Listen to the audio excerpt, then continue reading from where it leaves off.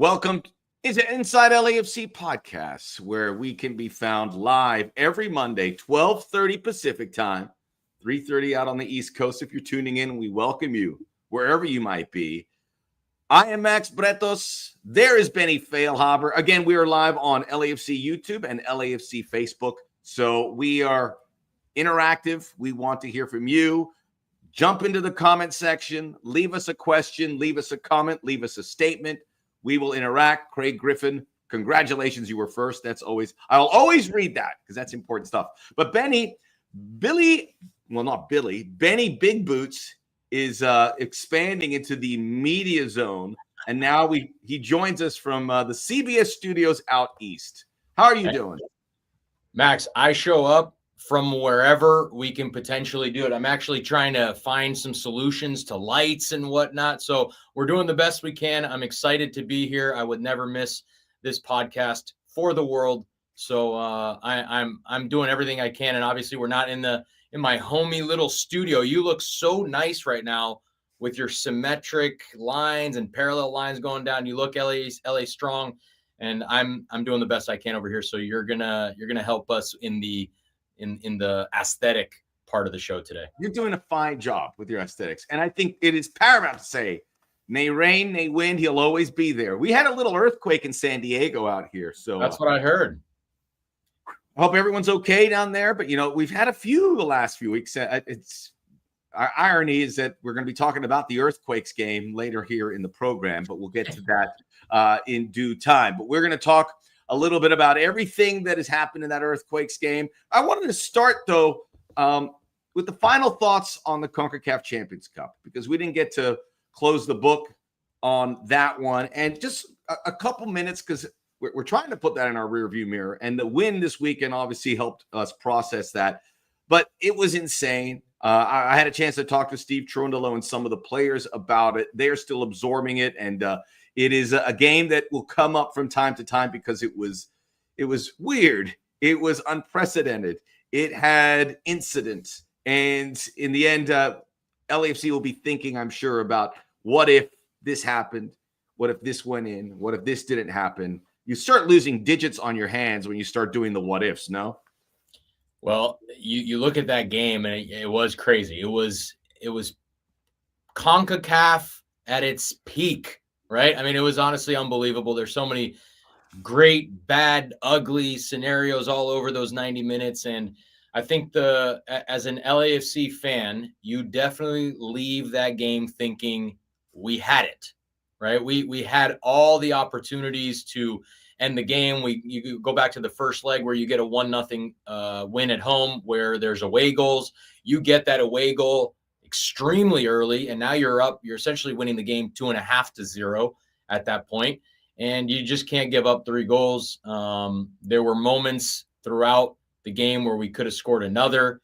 There were moments after the 3-1 that we could have scored another, and obviously the 3 goals that we gave up, maybe not the first one so much. I think the first one is what it is, but definitely the penalty kick is not great. The second goal, a little bit of a weird situation with the shove. Mark Delgado's laying on the ground. You got to understand what CONCACAF is. If the call isn't called, get up, let's go, keep playing. And then obviously the ball in the box with the backspin, the runner, Lloris comes out and doesn't make a play on the ball. Aaron Long kicks it off the crossbar. I mean, what didn't happen on that play? So a lot of ifs, but I know there's a saying in there, right, that people say about if, and I don't think I need to reiterate it. But at the end of the day, we didn't take our chances, and I thought Miami did, and honestly deserved winners at the end. But there's no doubt about it that it was disappointing for us not to get through, the quarterfinals and into the semis after those 2 legs. And I think the perception that LAFC didn't have their chances can be debunked. Granted, they let Miami get possession, but I think they had 8 shots on target. Inter Miami had 9, and they had those 2 really good ones at the end. So they did have their chances. So it has to come down to that. But it was a crazy game. The referee, Cesar Ramos, who's a highly respected official out of Mexico, I mean, he had his hands full, to put it kindly. And I spoke to Coach Cherundolo and some of the players about it. They're like, this is unbelievable. You had that Lionel Messi free kick that he took quickly that initially was allowed. And LAFC kind of complained, and then they said, look, when you show a yellow card, you stop it. So he had to retake it. Then you had that offside on Luis Suarez, so a VAR review, which I kind of thought was a good goal. I mean, it was so close, but it is what it is. Good news for LAFC. And then the VAR review on the penalty, which I would say in the letter of the law, when Marlon kind of goes up and he kind of hits his shoulder, that is completely unintentional. I don't think it's a penalty, but I understand why it was called. But, the handball interpretation, I don't want to get involved too deep in that because it'll start hurting my head.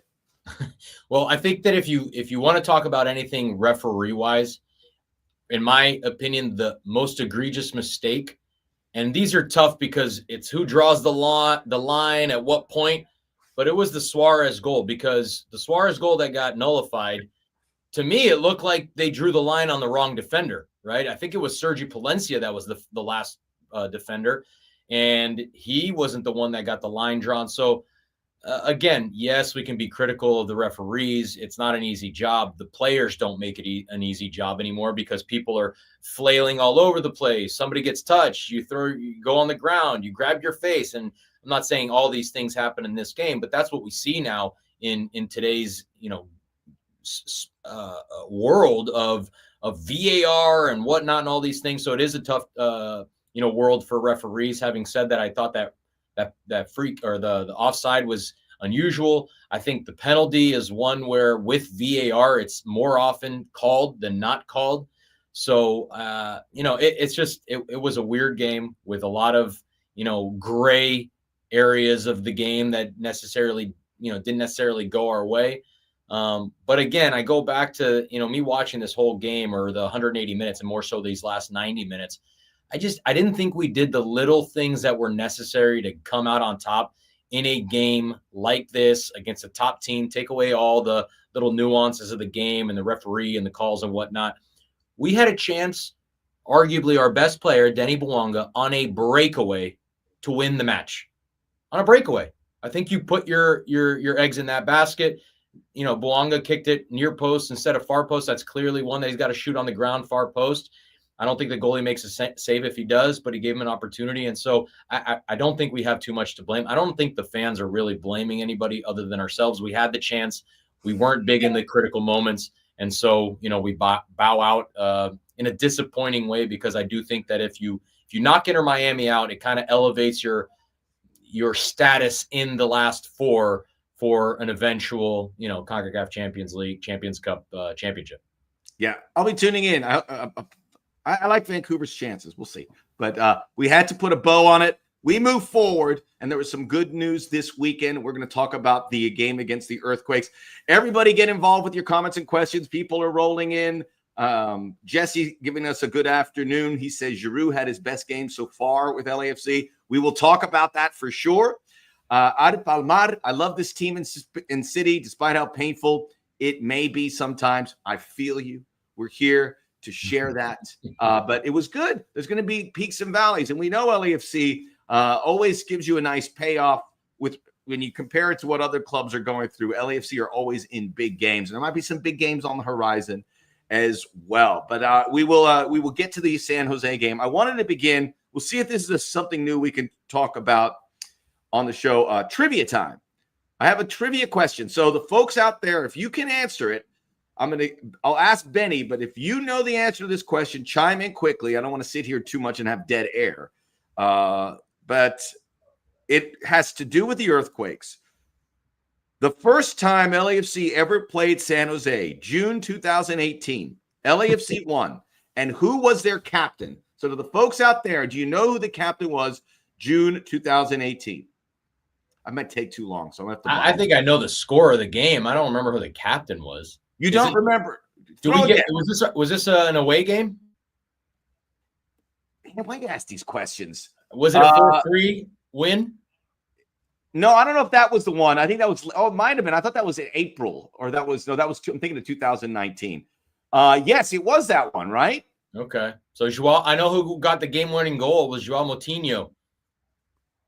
Wow, that's very good. Let's see. So the first one was June Yes, San Jose 3, LAFC 4. So that's the game we're talking about. João Moutinho. Do you remember who the captain was?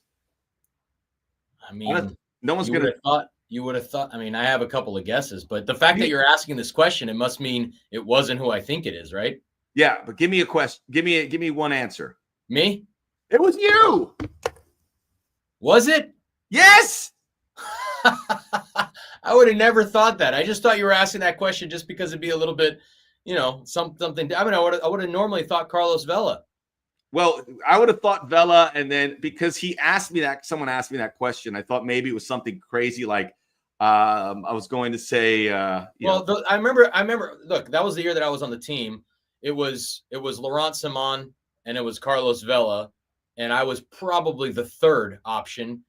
So I just figured if it wasn't one of those two, which would have been like easy answers, me's a pretty good guess. I got to say, Jose, just before you answered it, came in and said Benny. So you had it correct, Jose. We're going to have the trivia. I'll get you a prize in the future. I'm going to write your name down for the meantime to see if we can do that. Laurent Simon was a guest there. Vela from Wolf Ramirez. I threw out Dan Jakovic because I figured it'd be something off the beaten path. That wasn't it. Walker Zimmerman. Hey, some good guesses here. Congratulations, Jose. You got it right. Even the guy who was the captain got it wrong.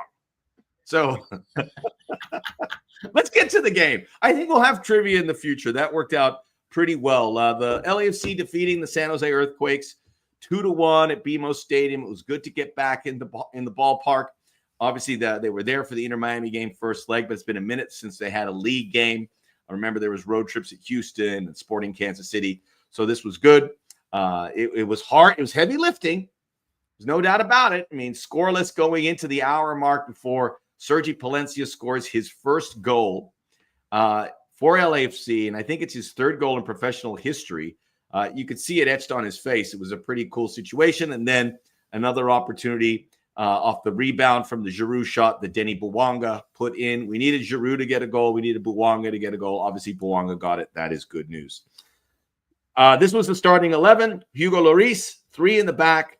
Segura Chanot, who makes his debut on the season, had to come out later in the game, unfortunately, because of a head injury. Aaron Long, Ryan Hollingshead, Sergi Palencia, the fullbacks, 2-man midfield, Mark Delgado, Igor Jesus, Denny Bouanga, Olivier Giroud, Nate Ordaz.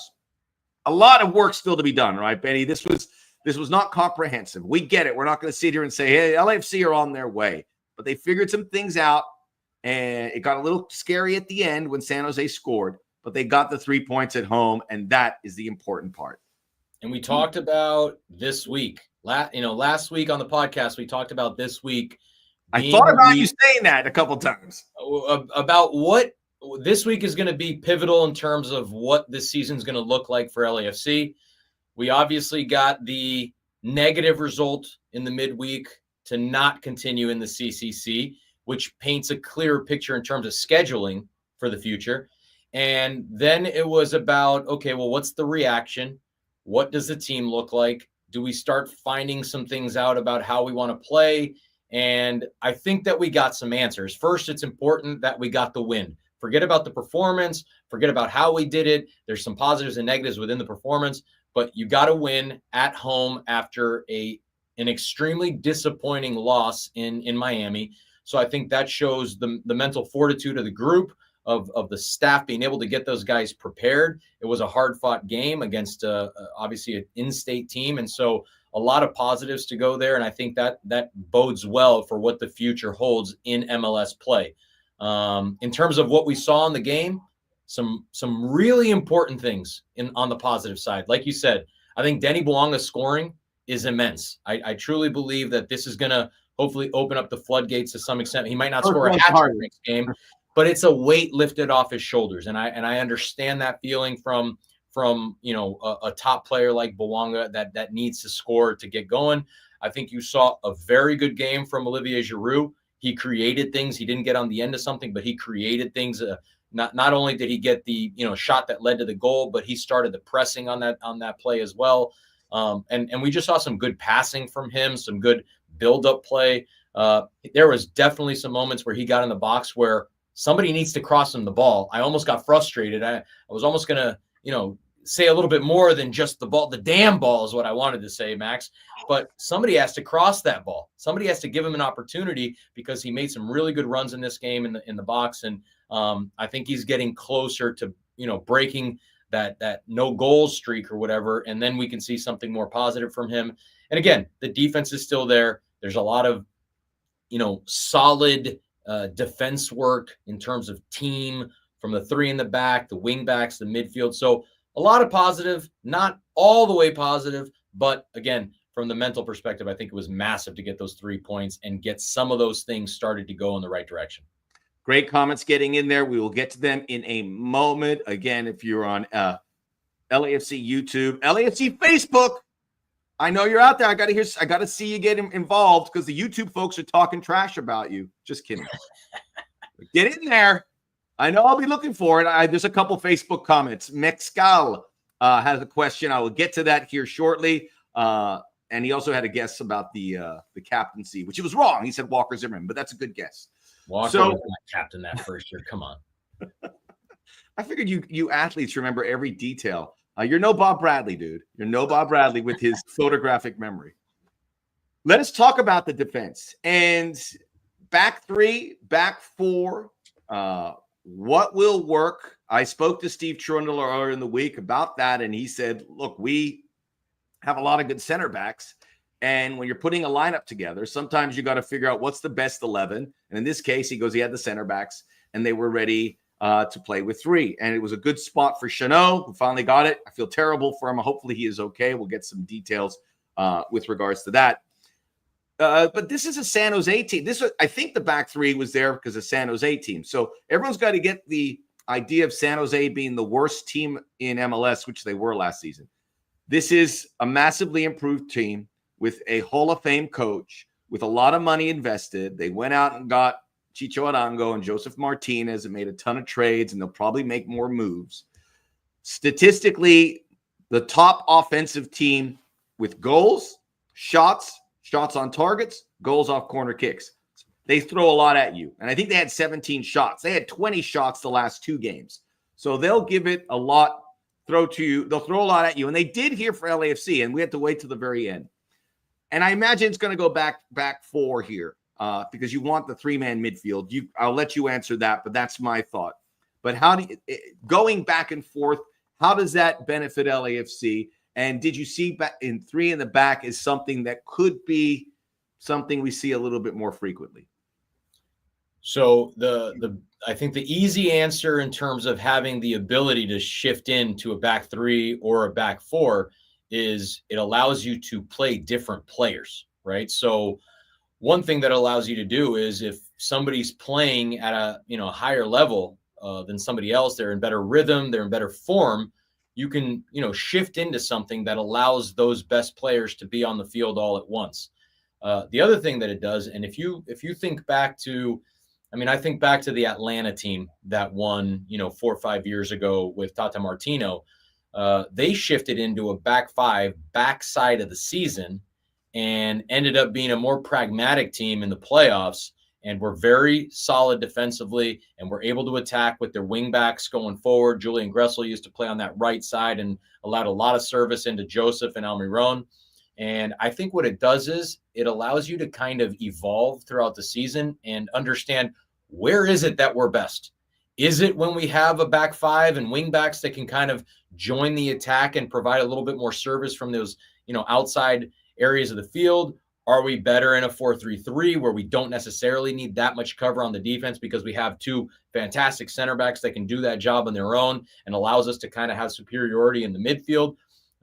So I do think it gives a little bit more flexibility to Steve and the staff, and it allows, like I said, the personnel to just kind of intermix. I think at some point you probably want to have one be better than the other as opposed to just always mixing and matching, because then you don't form those connections and the understandings of where players might pop up and those kind of things, where almost, you become a machine without having to think. It's all becoming second nature. So I do think that you want to get to a point where one is more heavily used than the other, but it's still early days. And like I said, because of a lot of the midweek games up until now, I think that's been something that he's been holding in his back pocket. It'll be interesting to see if he strays a little bit more away from, switching it on and off and just maintaining one of those two systems going forward.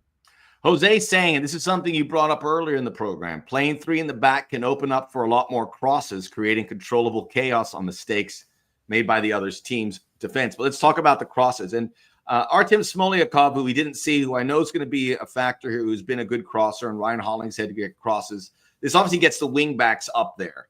And that has to be part of what is in play here. And maybe the wing backs, even though we didn't see it executed, was there to see if they could get those crosses to a more traditional center forward when you had Olivier Giroud.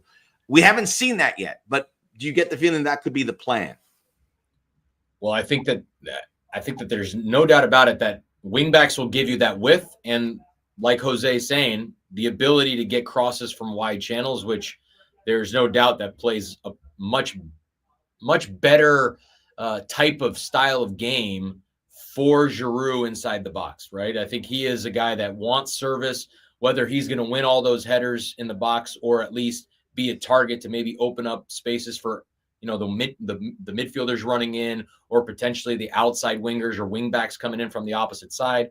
But having said that, I'm curious almost to see are there other wrinkles, right? Because usually when you play with wingbacks, you play with two forwards, not with three, which is what we've been doing. And so it's interesting to see the three forwards with the two midfielders with the wingbacks. You're basically putting a lot of pressure on that opponent's defense, because if you're getting across from one of the wingbacks, in theory, you have three forwards in the box. I mean, that is very difficult to deal with. Most teams are used to dealing with one forward now because most teams play a 4-3-3. So it will be – I'm very curious to see how often we use those wingbacks and how often we play with three up top versus with two. Interesting stuff. So we look at the defense, and LAFC want to be a good defensive team. Didn't get the clean sheet there, but I think that's also a byproduct against a San Jose team that's going to throw a lot at you. We'll see how it goes in future matches, which is going to be focused on the weekend to weekend. Let's get into some of these questions because I'm going to talk about the next topic at hand here. What do we have here? LAFC needs to show grit and fight when playing from behind. Let me ask about that.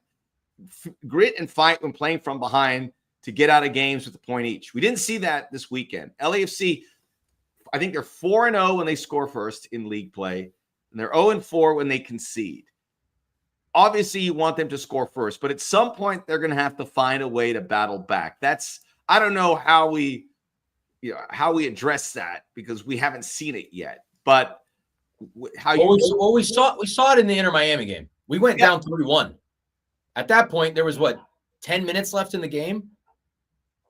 I was impressed with the amount of chances we generated after we went down 3-1 in the Inter Miami game, and clear-cut chances. Obviously, we talk about the Denny Bouanga chance, but we had opportunities to break forward more so than we've seen in the other games. So there was I think a little bit more of a sense of urgency.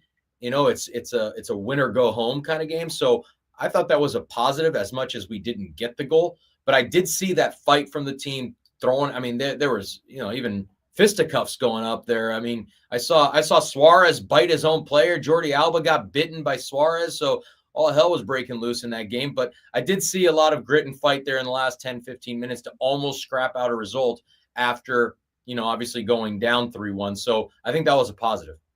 Yeah, I love that, Benny. And I guess to a lesser degree, Columbus, which they lost, but they scored that goal late to seal the deal. So there is that fight. I know they have it in them. Hopefully they keep taking the lead in games. That would be the best possible situation. But some point they're going to have to dig themselves out of a hole. It'll happen. They've handled it in the past. We'll see what it goes on. We will now discuss the offense, and in particular, the Giroud impact. And a lot of folks noticed it, which was great, that he was not only in the 11, but he was a factor. Leonardo saying you can tell definitely that Giroud tries, but am I crazy to think he'd be better as a midfielder? Seems like his passing is his strongest suit. He can be a midfielder, but his hold-up play is pretty impressive. I don't know how deep you could do that, but there was moments where he would hold it up and you'd see the guys on either side, in this case, Ordaz and Bouanga, and they would get another shot at it. So he is a piece that it's not just to get him goals, it's to get this offense going when it works. I don't think we're going to see Giroud in a midfield role at age 38 after he's played Too much running. 20 years as a forward. But I can understand if, this is if this is the first time that you've seen Giroud play. I agree. There has been the quality in his passing has been more evident than, obviously we haven't seen him score this year in terms of the evidence of him scoring inside the box. I will say that if you take a closer look at the San Jose game, though, he really found some good moments to get in the box. He would lay the ball off, spin off, make the run. There was times that there should have been an early cross or maybe a ball that split the lines and got him into the one-on-one breakaway situation. I just don't think that guys have seen it early enough. Maybe he hasn't shown the ability to get in those areas enough for them to now start looking for it on a normal, natural basis. But I did see some of those moments where hopefully we see now the pass come as well as just the run.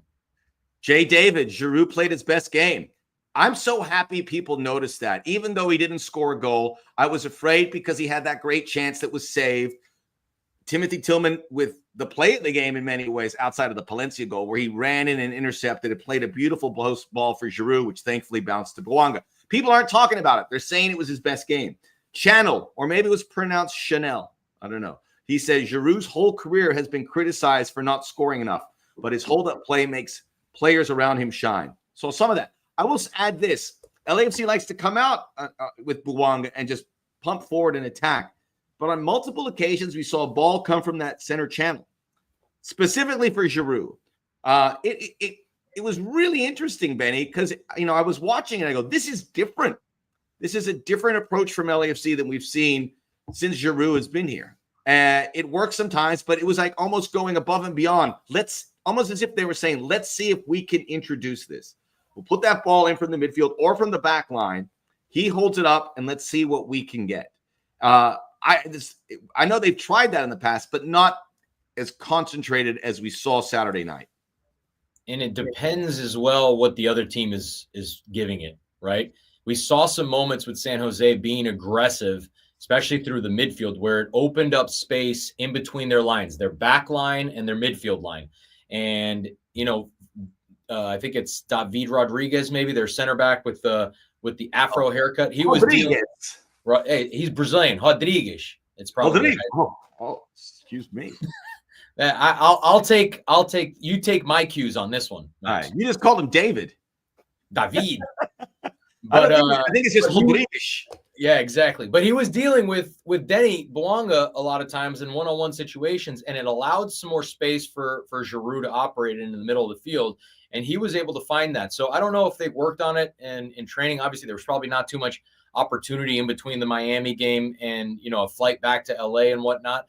But I think that's something that, it can happen naturally. And now watching it again on tape is something that I think the staff can definitely hone in on and talk about. Hey, if this is something that's happening, we're getting high press in the midfield and there's, pockets of space in between the lines. Giroud feels super confident coming in underneath, holding the ball up. And now he has the ability to hit that maybe one or two touch ball over into the channel and let, our Denny Bouangas, Unders, David Martinez, Nathan Ordaz, all those guys run, and now it's a one-on-one situation. So I thought he did really well in those moments, and hopefully we can continue to add to that. Craig, encouraging from Giroud, but I've scored the same amount of goals for LAFC this season. Come on. Come on, Craig. You're the only one. The only one. It was, again, a lot of people speaking on behalf of what he has been able to do, and that is very good. But now we have a situation. Drop your questions and comments on LAFC YouTube and Facebook. We're going to get into it now because now you have, if we see the signs developing for Giroud, multiple options in attack where you don't have to sweat it too much with selections. Ordaz, Giroud, Bouanga. Bouanga's not going to sit. Ordaz is being harder to put down on the bench. David Martinez, who hasn't been healthy, he got injured in the Houston game, is an option. Cengiz Under is an option. Jeremy Abobasi, who I spoke to Coach Steve Cherundolo, said is close to coming back. We talk about these options. So I'm going to go to my Facebook guy, Mexcal. What happens to David Martinez? I think he was going to start if he passed his the physicals, the week. I think they wanted Davi to start for the very reason of having rotation, which it turned out, I mean, they had like 7 or 8 different changes in this lineup from Inter Miami. So there was a lot of rotation. I think they wanted him to play this game. He wasn't ready to go. He wasn't on the bench. And then SB, Mexcal, thanks for tuning in on Facebook. Keep it coming, folks. SB Dave, do you think Under and Martinez are redundant? Is there a way to get them both on the field together consistently? Maybe one of them in the number 10 role. Everyone wants this number 10 role. I don't think either of that case. Under is a guy, you have a big decision to make in the summertime. You can rely on him, but you hope the other guys who are under contract can figure this out. Under more like an emergency. If he plays well, and he hasn't been as good as we saw him earlier, but you know he has an he will have his opportunities. How do these two guys? How does it all fit in? I think Martinez. It's a bit of a dry spell, but it's because the injury is still a factor in here. It's interesting the point that was brought up about one of these guys playing the 10, and I think those are very hard questions to answer as outsiders. It's not a question that you answer by watching a game every weekend or 2 games every week. You got to be a trainee. You got to see what qualities they provide. From the outside, I think that Under is closer to someone that can play in that position. And David Martinez just doesn't, to me, sound like or look like the kind of player that fits into that pocket. But I guess it's an interesting question, because if Under could play in that position, it gives you an opportunity to, finagle that middle 3 with, Igor Jesus, one of Mark Delgado and Tillman, and then Under as the 10. And so I do think Under possesses the ability to create those passes. We haven't seen him, create too many passes when he's gotten the ball on the wide channels. A lot of times he's looking for a shot. So maybe he does, maybe he doesn't have the ability to play that 10, but he is a guy that kind of fits the mold a little bit. And I think if we don't see him in there, it's probably because in training he doesn't really show enough of those moments of connecting the ball to, the more dangerous guys potentially in front of him in that moment to play in there. But going back a little bit, I don't know if Cherundolo also wants that. I think he likes the control that those 3 guys present in the middle of the field, whereas if you put a 10, you might lose a little bit of that control, the ability to possess and hold the tempo in the game and whatnot. So a little bit of give and take in that area of the field, but it is an interesting thought. I don't have an answer, but being there at training would provide one. Don't have an answer, Benny. You're out of here, dude. We all have, Max, we can't lie. We don't have all the answers here. We have a lot of them, but not all of them. You have a lot of them. Henry Masters saying, I know Tillman performed well versus Miami versus San Jose, Giroud, but versus San Jose, Giroud had his best performance while Tillman wasn't on the field. Interesting. Tillman came on and did combine very well with Giroud, and it came from the middle of the park. And you mentioned that number 10. It's not unprecedented. And I don't think you call Eduardo Atuesta a 10, but him playing in that role last year as he did in the past can kind of give you that Cengiz Under effect. And I know you touched earlier that we might get different looks for LAFC depending on where the season goes. I don't think it's far-fetched. I agree with you that the control of that 3-man midfield has by and large been a strength. And I think it'd be hard to put one of those 3 off the field because they have been pretty good for you. But, horses for courses, maybe you can. And Steve Cherundolo has said this about getting his best team. If it's the best team that's trained on the field, maybe that would provide an opportunity for someone, albeit Under or David Martinez, to play that role. As I say that, I want to get your thoughts about those possibilities. In the 2-man midfield, I thought Mark Delgado was phenomenal. He had these big booming passes that kind of gave that desired effect, kind of as a baby 10, but we'll see. Mark's been fantastic in any role so far this year, whether it's with the 2-man midfield, the 3-man midfield. He's been one of the brightest spots, I think, especially from midfield to the front line. He's been one of the guys that has been very consistent, and I think we kind of knew that was coming. Anybody that has seen Mark Delgado play in his career in MLS, whether it's with Toronto, where there were stars everywhere, whether it's with the Galaxy, where there were stars everywhere, he was an integral part of that midfield that allowed those guys to be who they were. So it's not surprising that he's been as good as he has been. But yeah, just going back a little bit to that point of, like you said, what was it? Horses for courses? Is that what that's got to be some 1970s thing. I've never heard that before, but I like it. Might go even further back than that. Might be a 50s thing. Horses for courses. Were you alive in the 50s, Max? I don't believe so. No, I'm just jacking someone else's ideas. Got it. Quotes. But I do think that there's one consistent aspect from LAFC, and with what that backline provides you is stability in not allowing goals. And within that, and we said this like 7 episodes ago, where that allows Steve to kind of, tinker a little bit with some things in the front line, whether it's the formation where you play with the wing backs, whether it's with the 2 midfield or the 3 midfield. And I would be incredibly interested to see, can you find someone on this roster that can play as one of those 3 in the midfield that's a little bit more of a 10 than a Tillman or a Mark Delgado? Because I think that the back line with the other 2 guys in the midfield will do enough to keep that compactness, that shape, and solidify that back line and not allow too many chances or goals to maybe, hey, can we find something? Can we find something a little different that, sparks a kind of a different attack that we haven't seen yet this year? We're in the stretch run, so get your comments and questions in for Benny. Art Palomata saying you can't play Tillman and Martinez as a 10 on the field at the same time. I mean, that's a conversation. Igor Jesus is the most irreplaceable midfielder because he is a true number 6. If one of these other guys can play close to that, then maybe a 3-man midfield can work it. I don't think you can move Mark Delgado. He's just getting better and better and more settled to LAFC. Tillman would be the guy that would sit if you were to bring a number 10 in like that, which I do think is a possibility. And I think Benny's kind of seeing it envision in his head as well after that very well thought out take right there, Benny. So